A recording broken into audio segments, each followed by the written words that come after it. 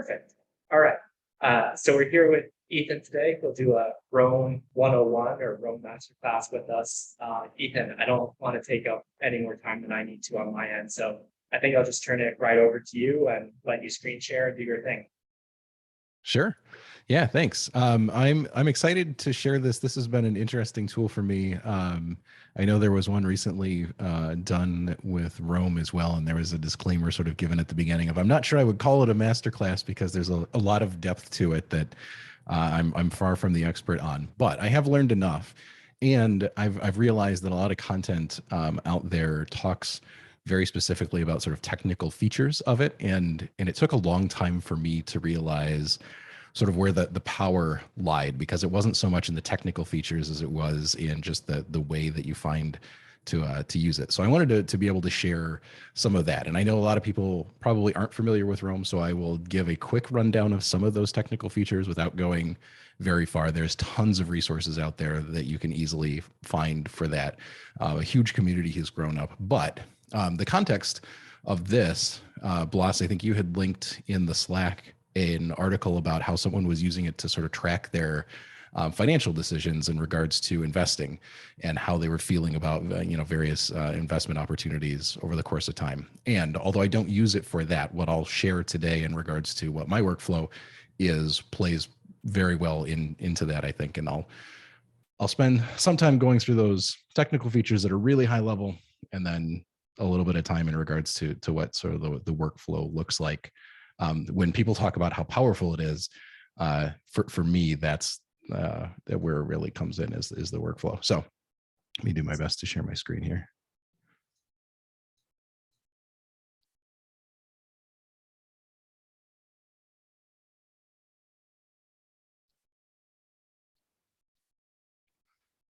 How's that?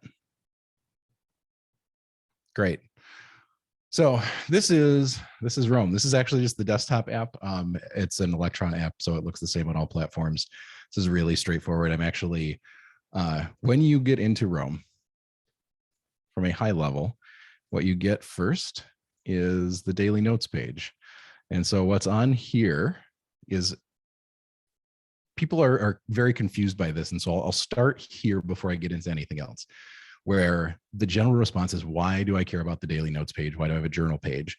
The idea behind Rome was really to do networked thought and to be able to work through different aspects of thinking and have things sort of uncover as they were relevant as you wanted to see them. And so for me, this is what my page looks like for today.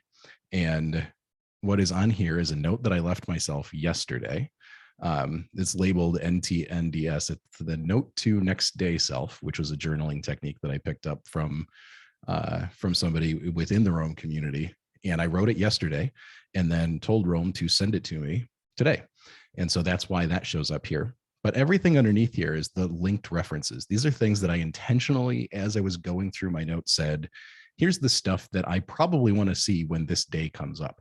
And so you can see I have the note from today, where I wrote it yesterday. But then under here, I've got a note that I wrote myself back on September 25th that said, hey, the deadlines for my MBA homework that I'm working on right now have been really goofy for this class, and I don't want to fall behind. So I probably want to make sure that when October 2nd comes around, I'm already working on Unit 6 instead of waiting any couple extra days. That's not, you could add that as a to-do, you could add it as a calendar. For me, I work so much out of Rome that I found that that's convenient enough that I know when I open up Rome, I'm going to see that note, and that's going to be my reminder. Oh yeah, that's a good thing to know. Back on September 10th, I did a first draft of the outline for this presentation. Some other notes from work in regards to, we were supposed to be doing a huge work activity this weekend, which was going to be 72 hours straight work. And so I have a couple notes in here of things that were important to me, knowing that I was probably going to be working today all day. That activity has since been canceled, but you can see those would all be relevant notes for me. And you can easily hide. It's a little bit hard to see because I've got a dark theme on here, but you can see that it's easy enough to hide the linked references. So that's the daily notes page. Part of the power of Rome comes from just living out of the daily notes page. Because it's networked thought, you really give up the idea of hierarchy. You can certainly build hierarchy. You can build index pages and things like that. But I will go into, I'll just pull up a search and I'll say, okay, show me Rome. And when I go to my Rome page, it pulls up everything that's linked where I said, when I search for this term, these are the things that I want to come up. And so on here, I have the two sort of outlines. So I can go straight into this one. And I built a little bit of an outline for this. So I want to talk about how I got to Rome really quick. Sort of my story was data collector, right? I spent a lot of time collecting information. Evernote was a great tool for that. OneNote was a great tool for that. You would find things all over the place, and then I would save them, and I'd say, yeah, I'm going to go back to it later. That didn't happen that often, right? Realistically, that didn't happen that often. I would just keep collecting and collecting and collecting.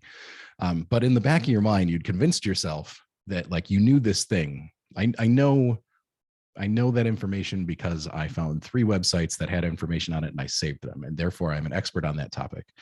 And what I realized was so little of that, even after having read through it, had I actually absorbed, had I had a conversation with myself, had I really like sat down and sort of chewed on the information and digested it. And so I was trying to find better ways to do that. And the first tool that I found was a tool called The Brain. It was a great first attempt. It sort of does associations. I don't think I've got it installed. I won't do a screen share of it, but you started associating content and then linking the content, and it was parent-child relationships. And they put a bunch of information into it to start realizing that that doesn't work well, right? Like there's not always a direct parent-child. A lot of times it's just ancillary related to a particular thing. And there wasn't a great way to link that. And once you started linking things, it got really messy really fast. And I went, okay, this is a great idea, but it didn't work out that well. Evernote, OneNote, Joplin, Notion, tools like that, they serve a great purpose. I use DevonThink in my own workflow. I'm primarily a Mac user. You can do it with all sorts of other tools, though. This is not a Mac specific thing. But back to that idea of like saving content and keeping it. Rome is a very different tool from all others. You can do it. You could use Rome for a lot of those aspects. It's not a great replicant for some of those, though, depending on what you're looking for. I also want to be clear, too, that I'm not here to just pitch Rome specifically, although that is the tool that I use. I don't want to get into sort of the war about, what the best tool is and, this one is better. There's some other ones that are really good. Rome was sort of the first to market. Great ideas came from this. Everybody else is sort of inspired by it. But other tools have really good applications depending on what you're looking for. So I'm not here to just say you should use Rome. If you're interested, LogSec does a really great job. That one is free and open source. It's also security focused. So if you're looking to use this for work, it's all saved locally. You don't have to worry about having sensitive information show up on, being shared on the internet with questionable encryption. Obsidian's a really popular one right now. It's open source. It also has sort of a cloud sync feature that is part of what makes Rome powerful. Obsidian does lack in one really important feature, and that is block references. And we'll talk about block references as I go through this. So something to keep in mind is if you're okay with a little bit more of a hierarchical structure, if you're okay with referencing entire pages instead of just blocks, Obsidian might actually be a great solution for you. So something to consider. And then a new tool that's come out recently that has a much more I think it's a Mac only tool, but is Craft. And I think it's at craft.io that you can find that one. Great interface, starting to implement a lot of the features of Rome. It's much more attractive, but we can move on to some of the other things. And I'll talk about a couple of the features. And here I'll show you sort of the first way that I would go through this and talking about features, and that is the block references. You can see next to all of these, there's a little number 1. And that means that I've referenced these elsewhere in my graph. And so a single time for these. And so when I click on features, or if I go here, I can actually see that's the system reference that it makes. It changes away from the word into the system reference. But I've referenced it one other place. And so I can click on it and I have a handful of options. I can open it in the sidebar.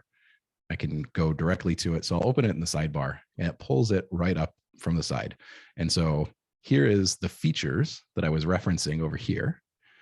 And here's where it came from. It came from my September 10th notes that I left to myself and said, hey, when I start working on this and when I start sharing it, what are some of the important things that I share with people? What's unique about Roam? And so this is some of it. So I'll bring it over to the main block for now, just so that it's a little bit easier to see. And And Ethan, close really the sidebar. quick, just Yeah. I'm curious, does that the superscript number, does that happen automatically, or is that something you have to like embed into it, or how does that work? It does happen automatically. When I go to here, and let's say I want to reference tables again, right? So I've got tables, but I actually want to talk about tables again down here, but I don't want to rewrite the whole thing. And this is where it starts getting interesting really quickly, right? Is I have content that I already have, and I want to reference it, but I don't necessarily want to rewrite it. I don't want to just straight copy and paste. I can just click on the block. And this is I talking about the difference between Obsidian and Roam, where Roam actually takes it down to the block level. So every single one of these is a block. And what actually, if I go all the way back to the September 10th, if I go back to the September 10th page, this is the page. So if I was using Obsidian, I'd have to go all the way back to the page and then find the content within the page. Using Roam, I can go all the way and say, I just want to reference this block. And I can copy the reference, and there's keyboard shortcuts for it. I won't use them today. They're really quick and powerful to have. But for the sake of being clear on what I'm doing, I won't use the keyboard shortcuts. But I can just copy the reference to that page, and then I can paste it here. And then that automatically says, hey, here it is. And you know, because of that superscript, that it's a reference to the original.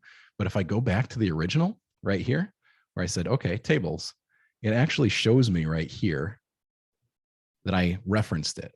And then I can click on that and say, where do I have it referenced? And it will show me all the places that I referenced it back to. So this is where we start getting right away into the interconnectedness and why the daily page is so powerful.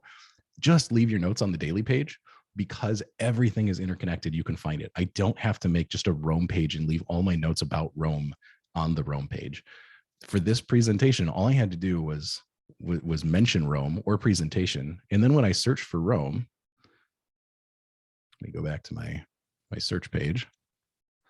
I can go back to my Roam search, and then I actually even have a filter here too.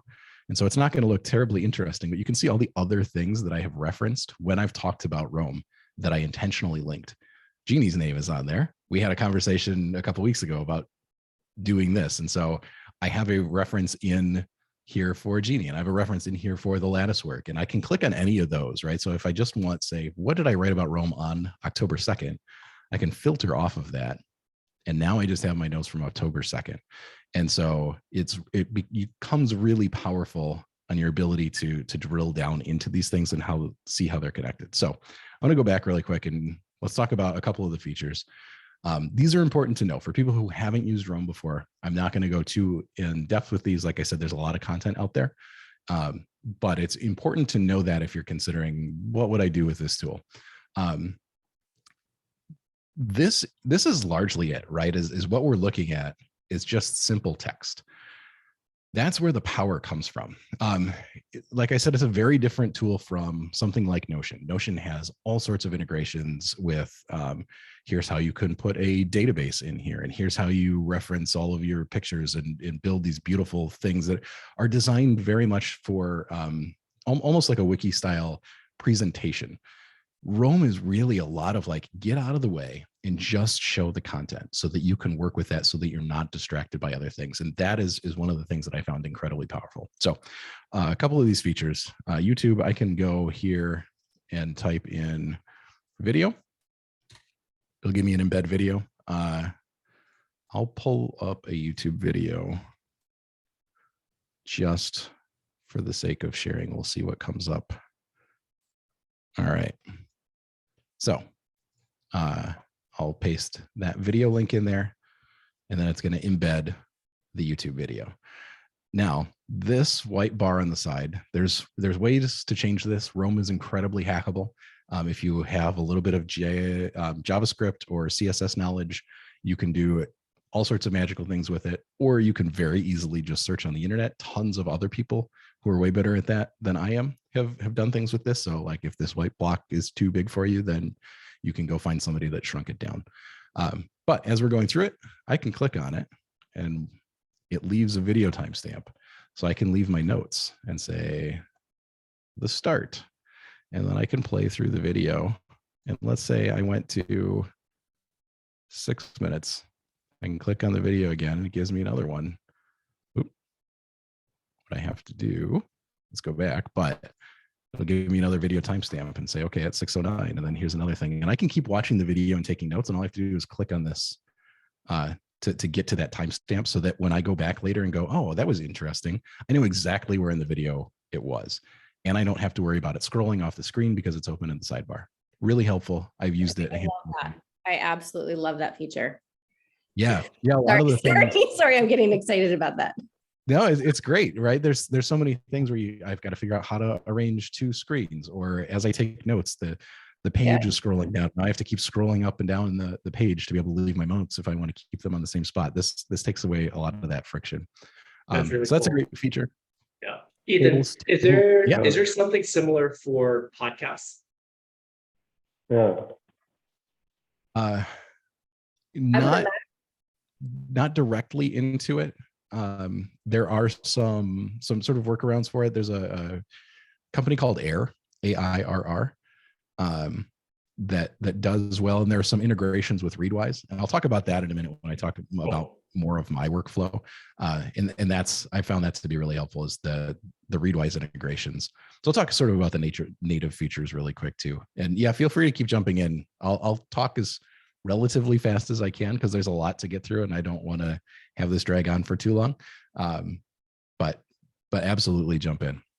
Tables is another one too, right? We were talking about Notion and creating databases. You can't really do databases too well, but you can just say table. It gives you an example, and I can say header 1, header 2, and then I can say, actually it would be header 2,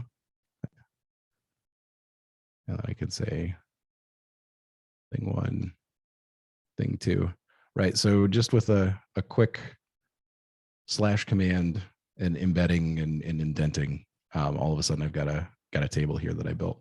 So if you need something that references TableWise, that has that built in, Pomodoro, a lot of people use it for Pomodoro. You could just type Pomodoro, however much time you want. It puts a little timer on there. There you go. So easy time management. If you're like, hey, I want to write about this thing for 25 minutes, right? There's your simple feature to make that happen. A lot of people have switched their to-do management over to this. Another really simple one. Here's a thing I need to do.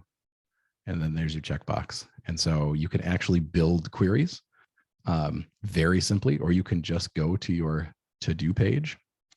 So I can search for to-do.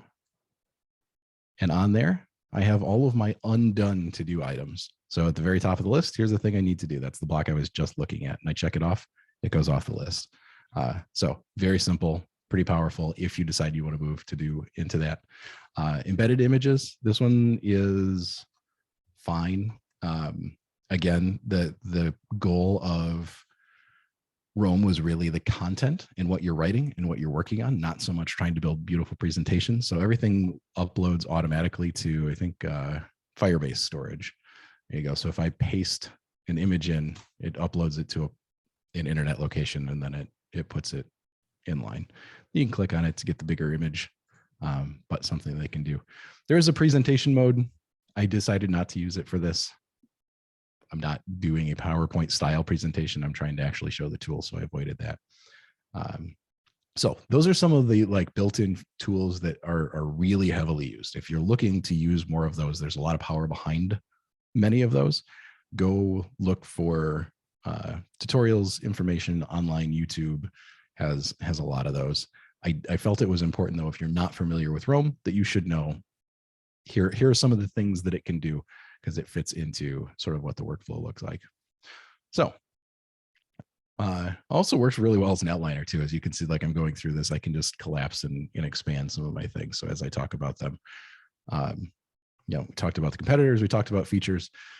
The other thing before I get into my workflow and how it sort of relates to the context of where Bloss brought it up in the Slack, is that it's also important to know, I think, the long-term vision. The community has been generally kind of upset that the development on Roam has been a little bit slower than some of the competitors. I'm not personally bothered by that. What it does already is incredibly powerful. It does exactly what I need it to do. And in fact, the more features that get added, potentially the less appealing it would be. I don't think there's a ton of new features that they're looking to add to it, though. The big things that seem to be important are getting a native mobile app. As of right now, the mobile app is just sort of a standard web interface. They do have some full-time mobile app developers that are working on it, though. So I expect that to get much better over the next few months or year. But the whole purpose to it is what they've deemed multiplayer. So these graphs, this whole thing, essentially what this database is called a graph. And the intention behind the graphs is to have them be multi-user. And the founder of Roam, I thought, had a really great example when he was talking about here's a thing I wish that was ready for. That, you know, the multiplayer stuff isn't quite there yet, but that is the direction that it's going in. And I think it's going to be really difficult for competing products to try and build that in, because they were not built with that as the long-term vision. So if the multiplayer part is important to you, again, that's probably a reason why you would want to go with Roam. But the idea that everyone can share a graph and that basic functionality is already in there. And the example that Connor used, the Roam founder, was when the pandemic started. And he was living in a house with some roommates, and some of his roommates, I think, it just didn't believe some of the stories that were being shared about what was happening in the current status and what was happening with vaccines. And so the idea was that he wished that Roam at that point was in probably the spot that it's already in now, but being able to start writing things asynchronously, working together, and being able to say, here's the thought that I have, and then have someone else reference that thought and make some comments on it, and be able to cite some information, some sources, and be able to have that conversation back and forth, so that as information evolved, as people's thinking evolved, there was a clear history of what that evolution was and what solutions were, and that they were able to start sort of commenting towards each other. And so I think that's going to be, that is really the big focus that they seem to have as an organization. I think that's going to be incredibly powerful. It also works really, really well as an individual not doing the collaboration part. So those are important long-term visions. The other thing that I've talked about when Roam comes up is that it has changed how I think. We talk about mental models quite a bit, but those are hard to apply. And Roam has really helped advance my thinking in that regard. And it's hard to come up with specific examples of something that I have done differently. But what I can say is that I think very differently because of the fact that through Roam, all of these associations really start to happen very naturally. And then when I'm not working in Roam, I still have that thought process in the back of my mind about how does this connect to this other thing, or what do I know that applies to this situation that I wouldn't have otherwise connected or applied to this previously. And for as much as I talk or we talk about mental models, the real world application of that can be really difficult unless you're doing it on a regular basis. And this has really facilitated my ability to have those thoughts of how does this connect to something else, without having to like sit down and explicitly think about it, because I'm already doing that as part of using this on a regular basis. So that's been really helpful. I'll talk a little bit. I'm sorry, go ahead. I was just gonna say, is there any need for tags within Roam, kind of like Evernote does, right? So like you'd have a note in Evernote, and then you could tag it with psychology and business and, you know, biography, whatever it is. Because Roam goes down to a block level, is there any need for things like tags, or how would you think about that? Yeah. So I think I'll answer your question really well in just a minute. So I'll hang on to that. because you may have that question answered, and you may have other questions that come up in just a minute.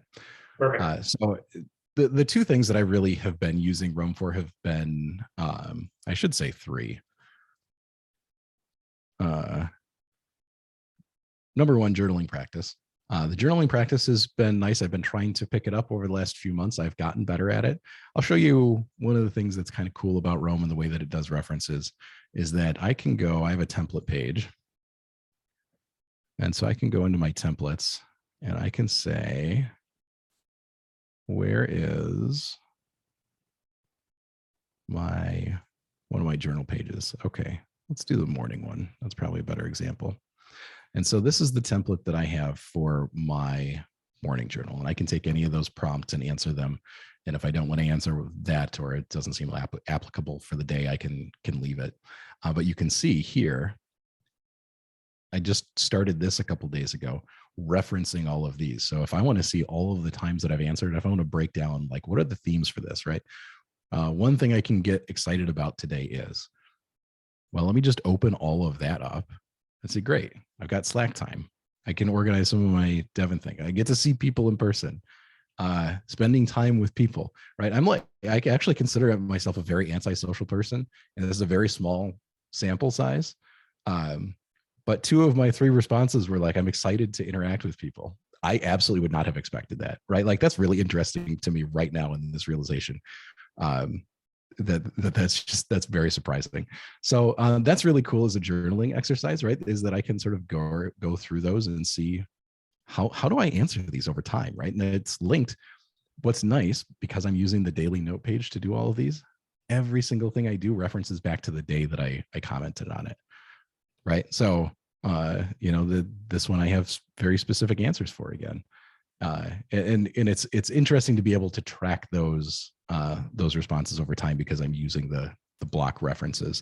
And so I don't have to keep things incredibly organized. I just have to link them however is appropriate. And for the journal, that's easy enough, where I can just do this. If I'm going to go and write a journal again, I just put a timestamp and then I mark something. So I'll do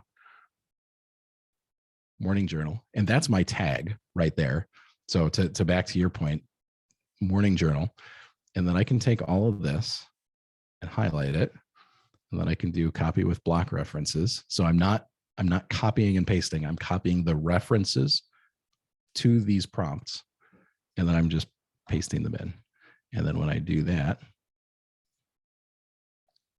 I can do apply children as references. There comes the entire thing. So here's all the prompts again. And now I can just answer another one and go through this to do journaling exercise, whatever that looks like. And then it whatever I put in there will reference back to today. So let me go back and talk about a couple of the other features. Yeah, do you have another question?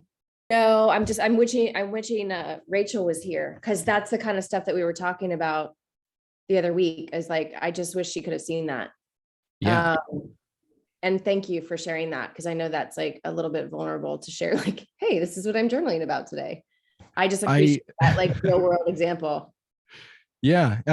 I thought about, I started sort of overthinking, like, how do I present this, right? What's the presentation that I do? And then I was like, you know what, there's a million YouTube tutorials out there. It's probably going to be much more useful if I just share how I use it directly, right? Like, if you want to know about Roam and the technical features, other people have done that way better than I can. But talking about the workflow, how it's impacted me, that's the piece that I can share, at least with this community.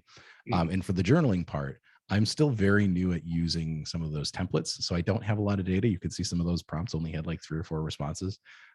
This is just a couple days ago that I started doing that, partially so that I could have something to show for this. But then I realized, right now was a perfect example of like, wow, weird. I liked being around people. How unexpected. I'm so proud of you, Ethan. So yeah, it's been a fun journey so far. One of the other things, let me see if I can go back to, there we go. So daily note taking is the second thing that I've done. This is also how it gets powerful, right? Is the more information that you start putting into it. The first couple of weeks, it feels like, what's the point? What am I doing? because you have nothing that references anything else yet. And now at this point, I'm like, oh my gosh, I wish I would have started using this so long ago because of how much more context I would have for things. So I can go back to my daily notes page, but you can see these are all, none of these notes were put in specifically for anything. All of these linked references are things that was just a note that I took in a meeting at work, made a comment, and then said, oh yeah, it references this date, right? Like here's the date where that information might be useful again. So we have all of these things that just sort of serendipitously sometimes pop up. A lot of times because you knew that you would want that. And that is the key to Rome, is understanding when you might want to rediscover information or in what context you would want to rediscover something.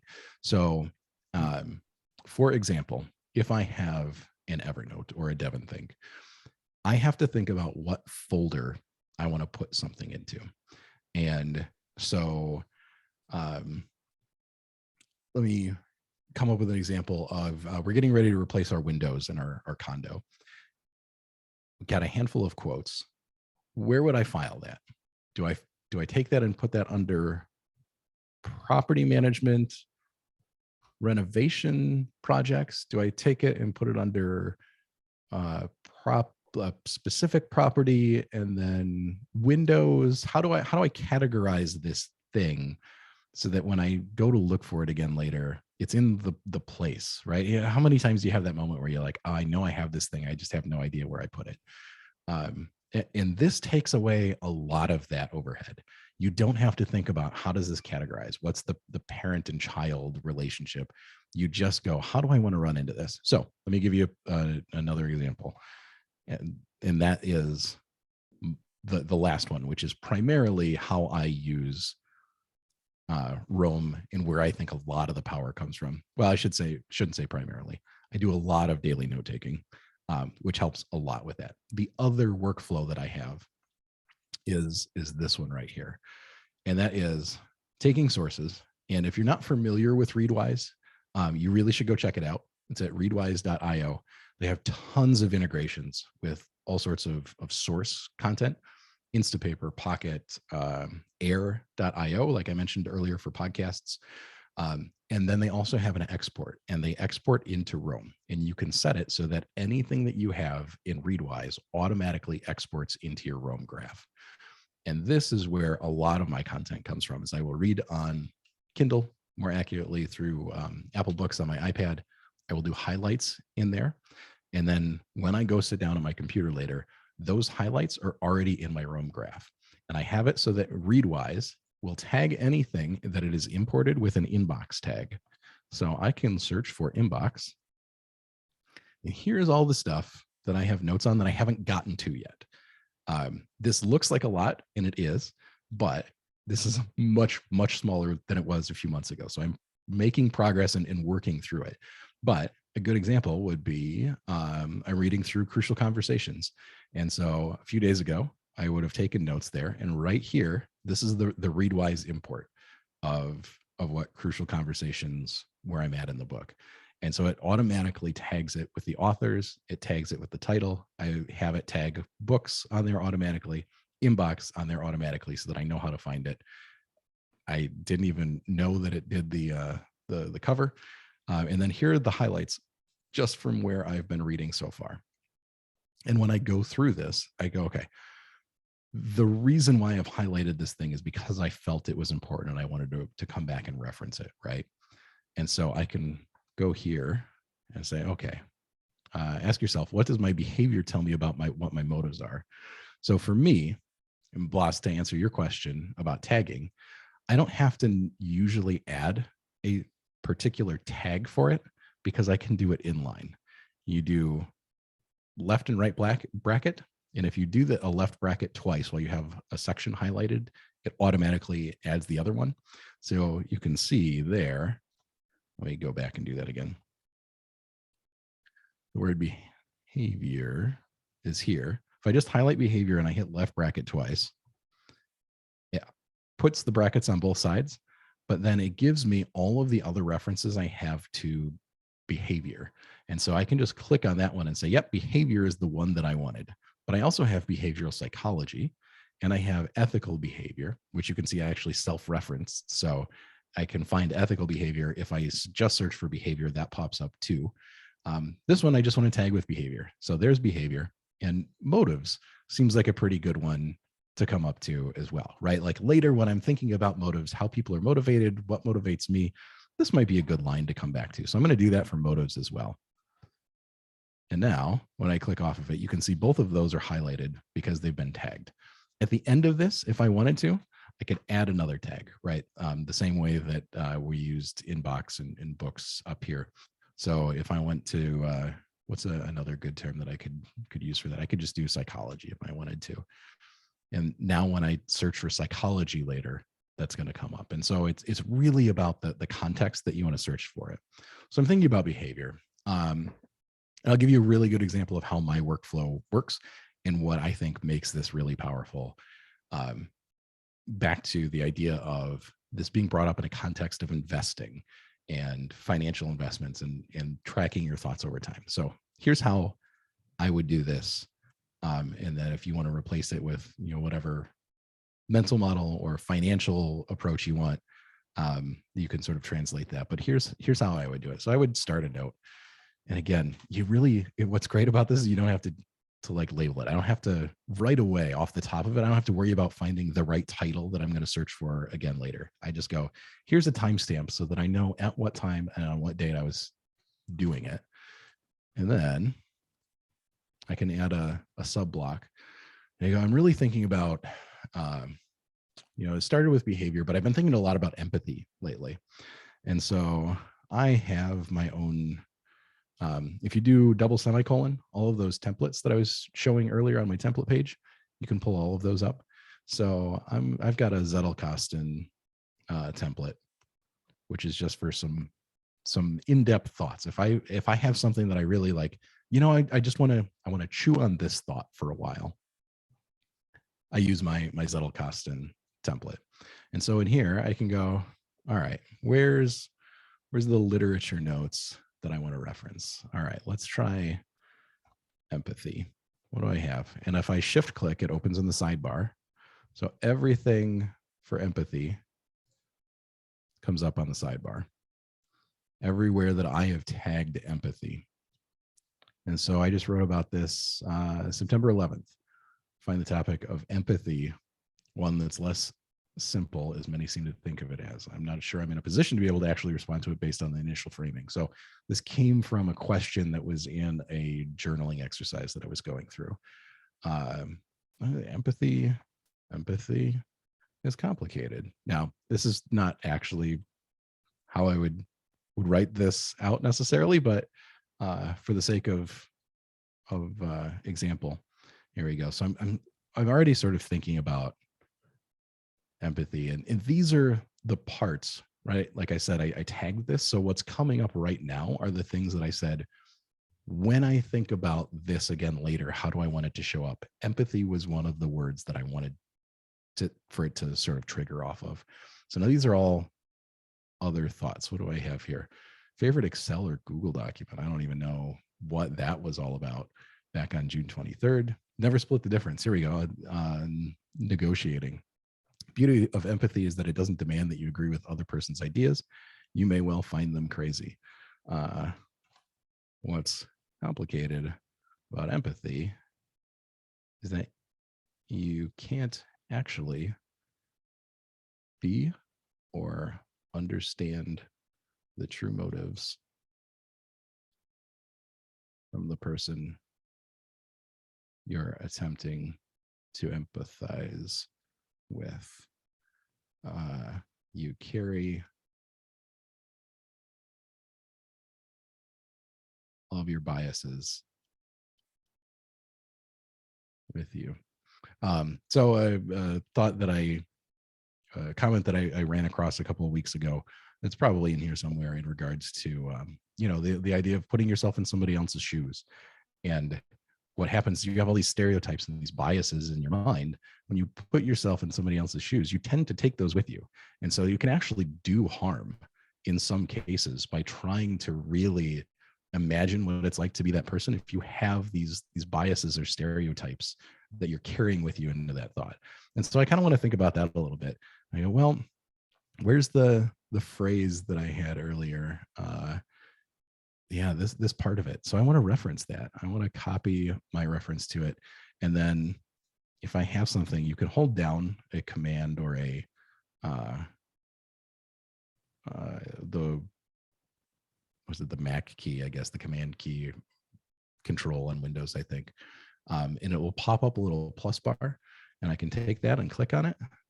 And then it sends that over here, and then I can click there. And now that's my reference. And so when I look at this and I go, okay, I wrote this thing, but what was I thinking at the time? Okay, that's what I was thinking. Where did that thought come from? Oh, there's my reference for it. Okay, so there's my history behind that. And so back to sort of financial investment, as you're making these references on different days of here's what I'm thinking about this stock ticker, about this company.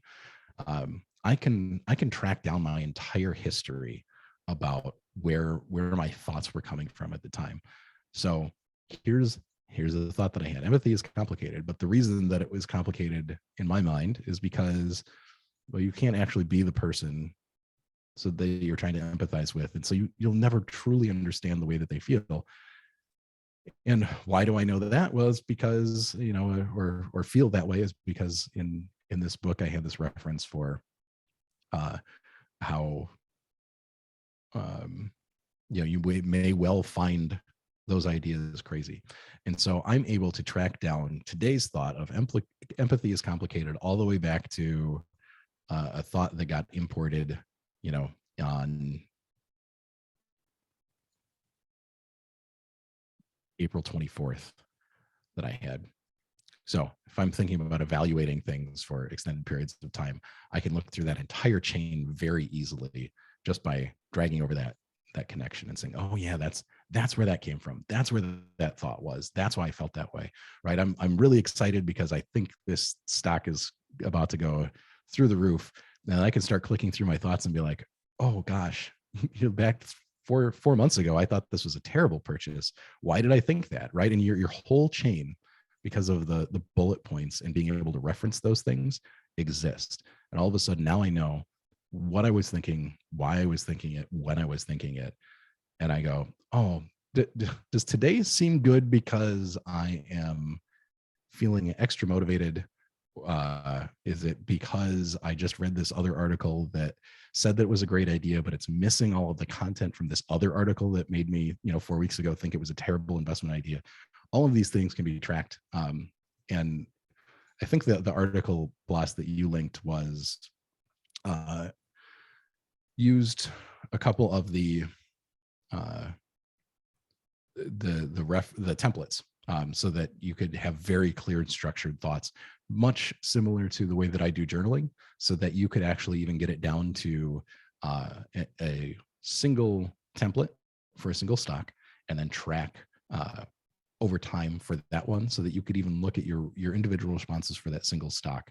You could also do it through filters and queries and things like that. So there's a handful of different ways that you can get sort of the same results. But being able to query those things is really, really helpful. And so I use the sidebar a lot because it makes it really easy. I have this on half screen, so this normally on most monitors looks a lot less cluttered than what you're seeing right now. I'm trying to make it so that it's hopefully an appropriate size to share, and it's not mostly blank space or too small for everybody to see, but normally doesn't look this cluttered. The other thing that's really, really nice about this too is that I can go into empathy. Where's my empathy page? Nope. That is not how to spell empathy. Here we go. A couple other things to note. So here's the linked references. These are all the spots where I said, when I'm thinking about empathy, I want this to come back up again. What's nice is that you have all of these other chains, right? So I was thinking about empathy, but in this phrase about empathy, I'm also tagged listening. And so I've got other references where if I'm thinking about that, where I go, oh yeah, listening is probably pretty important to empathy. So if I'm in the middle of an argument with my girlfriend and I'm going, okay, what can I do to make this situation better? She feels like I'm not understanding what she's saying. Let me sit down and chew on empathy for a little bit and come up with some ideas to be a little bit more empathetic. And then I have this sort of serendipitous connection of listening. Oh yeah, listening's probably a pretty important part of being empathetic. Well, now I can just click on listening and I can see the other spots where I go, all right, what do I need to know about listening right now? And I get that first reference, and I have another reference that I had earlier from Crucial Conversations and Never Split the Difference. So the other book that I was just talking about, both of those end up talking about listening. The other thing too, you have all the linked references.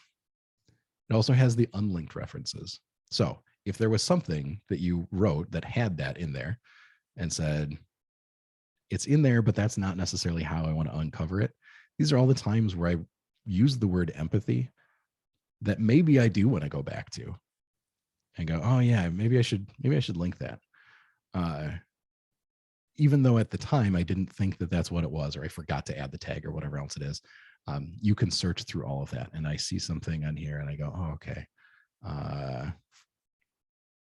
The Righteous Mind, fantastic book. Really, really enjoy it. I should probably tag empathy in there. Now that gets moved to my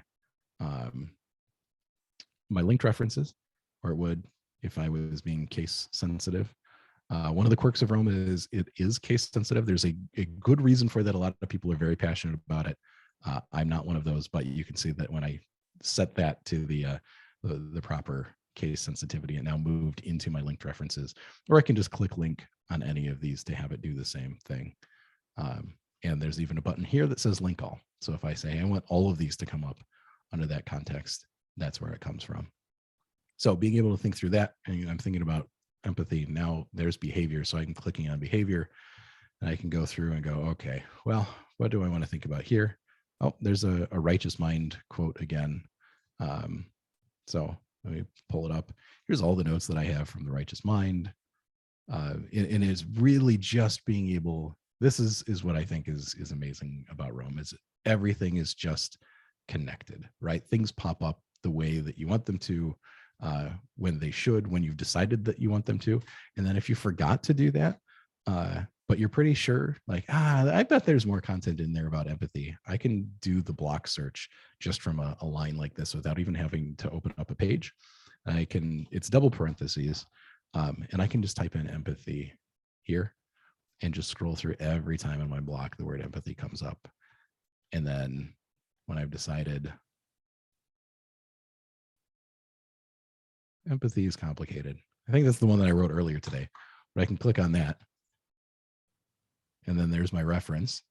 So I've already referenced it. And then I can click on it and do everything that I want to it. Jump to the sidebar. Great. Yep.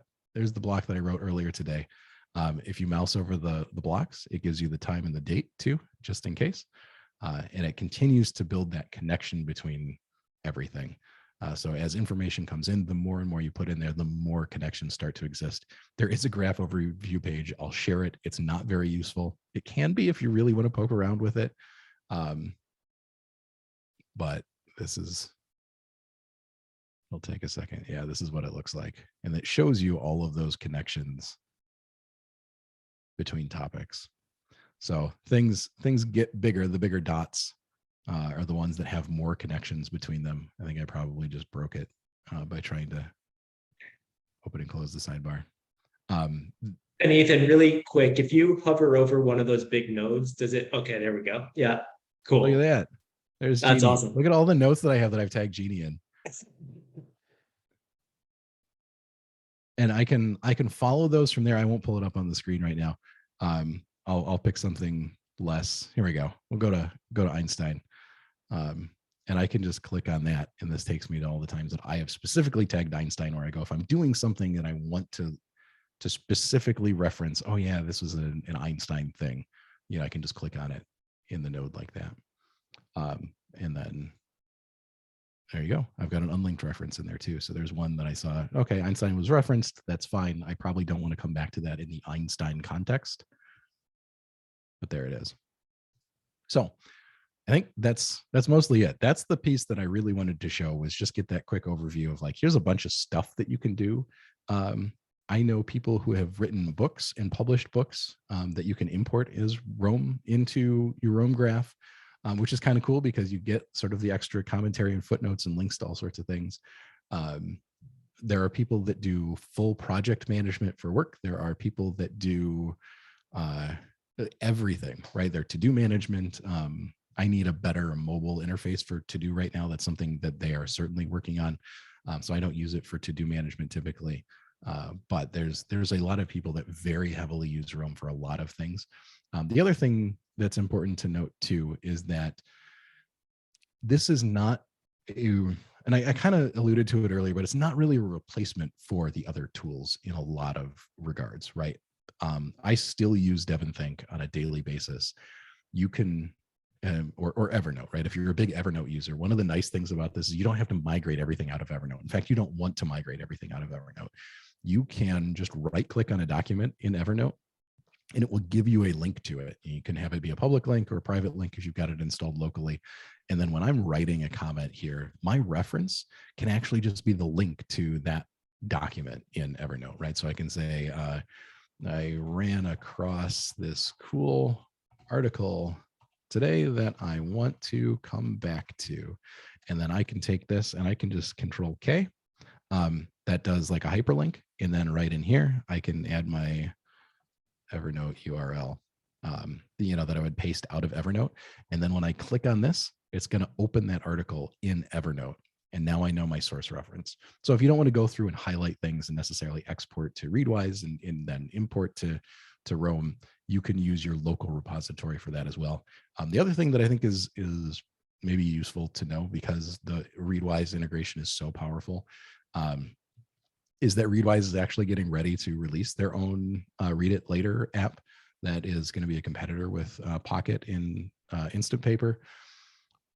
They're doing things a little bit differently. Number one, they're already the hub for a lot of stuff, so I think they're going to be in a pretty good market spot as far as that goes. But the other piece that's really cool about it is it's actually the only tool that I know as a Read It Later app that is also going to have PDF highlighting integrated with it, so that you don't have to find another tool just to do the PDF stuff. So my plan will be to switch over to that app when that becomes available, because then that's sort of a single source of information. As I find things anywhere out in the world, I'll be able to use it through Readwise and have it import. And if I have documents, the receipt from having my windows replaced, I can use those and keep those in Evernote or DevonThink or whatever else and reference them that way. So simplify the workflow a little bit. But I think that covers most of it. So what questions did I leave outstanding, or what can I answer that I didn't touch on that seems like a glaring oversight? I definitely have a few questions, but I'll open it up to the floor to make sure I don't hog the time. Is anybody else on the call? Any questions for Ethan here? No, not at this point for me. This is hugely helpful because it makes it less, I'm not using Roam yet. So this makes it less intimidating for me to start using it. Yeah. The first couple of weeks for me were really confusing and really challenging because I didn't get the walkthrough of like, just put stuff on the daily notes page. And as you link it in regards to how you want to be able to uncover it intentionally later, that will all sort out, right? You don't have to make index pages. I don't have to make a page for everything that I do and then go find that page somewhere.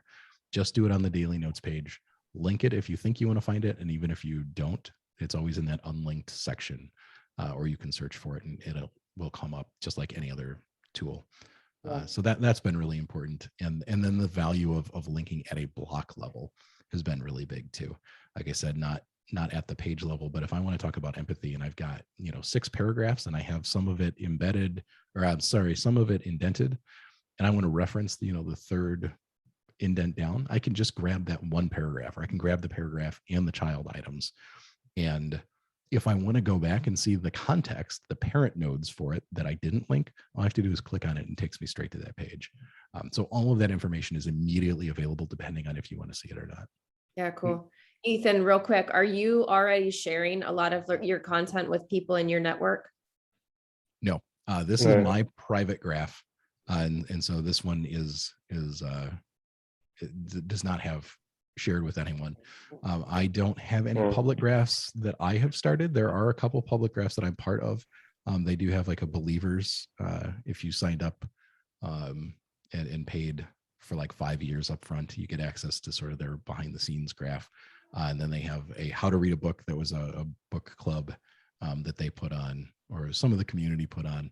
And so they have a public graph there. And so you can see, I mentioned that things are very hackable. I have like a dark theme on there because I'm relatively light sensitive, but I can show you what it's normally, the white theme, and then you can go in and see that they've added some shortcuts to it, and there's reading assignments, and here's how all of that looks Cool. when that's broken down that way. Okay. Yeah. So it could not be implemented in the next future, this feature Which? of a public tutoring. The public graphs? Yeah, exact. Yeah, so those are available already in regards Okay. to shared graphs. I don't know if any of them are public. And that would be the part is that I think at this point you still have to add people individually to a graph. I don't know of any public ones, but that's certainly the plan, is for there to be a handful of public graphs out there so that people can work through issues together. Like I said, I think that's going to be very interesting to see how that happens, of this sort of asynchronous multiplayer, as they call it. Yeah. Thank you very much. Yeah. What other questions can I answer? Ethan, I have one question. I had to hop on a little late, so sorry about that. But really, appreciate you walking us through this. Have you ever? Did you look at Obsidian also as an alternative to Roam, or how would you compare the two? Because that seems to be I guess, one alternative. And just before taking the plunge on Roam, I'm curious if you have any thoughts on that one. Yeah, I talked about it a little bit earlier. What's important to know about Obsidian? Number one, it's a great tool. I'm not here to push Roam specifically as a tool. There's a handful of those, Obsidian one of them, that do very similar things, and some are better than others. If you really want to get a lot of use out of the graph, of like the visual image of seeing how things are connected, Obsidian has a great implementation of that. So if that's what you're concerned about, that's a good place to go. If you're looking for something that works a little bit better for exporting, that doesn't have sort of, it's mostly markup for Roam, but there are a couple things in their markup that are a little bit different than how most people implement it, right? I think they have like a non-standard implementation of highlights. So if you're looking for some of that, Roam or Obsidian has a little bit more of a standard implementation in that regard. The challenge with Obsidian is that, in my opinion, and the way that I will speak on behalf of others that I have talked to, in that people who have felt that Roam is incredibly powerful, lots and lots of times, a huge portion of the time, comes down to the block references and being able to say, I have this, let me see if I've got a good one. There we go. I have this reference, and I wrote out this information, and this is what I want, right? This information right here is really what I want. Well, in Obsidian, that goes back to I just got away from it. That goes back to this. So the page would be October 1st, or maybe I would have made an individual page for Roam presentation. And so I'd have to go in there, and then I'd have to find the information on that page. Whereas with Roam, I can just say, nope, actually, this bullet point is the one that I want, or this bullet point and its child nodes are the one that I want to reference. So Obsidian does a lot of things that are really great. I think it's really cool. I don't think that is, and I'm speaking out of my technical bounds here, but I would think that from a technical perspective, it would be very difficult to retroactively implement blocks the way that Roam already has it in there. So if you're okay not having block references, then Obsidian could be a great tool, and certainly better than Roam in some regards. I think a lot of what Obsidian does is probably on the Roam roadmap, and so hard to tell. Certainly competitors, but if it works for you or not, I think you'd have to try that out. Yeah. Okay. Awesome. Well, thanks so much for your time. I'm looking forward to diving into this some more. Yeah.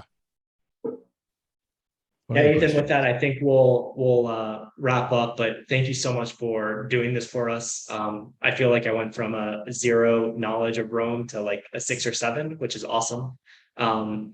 If I might ping you with a couple questions within the Slack group a little bit later around like importing articles and if there's like a template marketplace or anything like that. But just respecting people's Saturdays, I'll wrap up here. But again, thank you, man. This was really helpful. I really appreciate it. Yeah, glad to help. Yeah, I think Thank you very much for your time. We appreciate. Yeah, you're welcome. I think the power of tools like this are really really helpful, and so anyway I'm able to help people or encourage them to at least try it and see where they go with it. I'm happy to do that. Beautiful. All right, brother. Thank you so much. Appreciate it. Thank you. Bye, everyone. Bye. Thank you.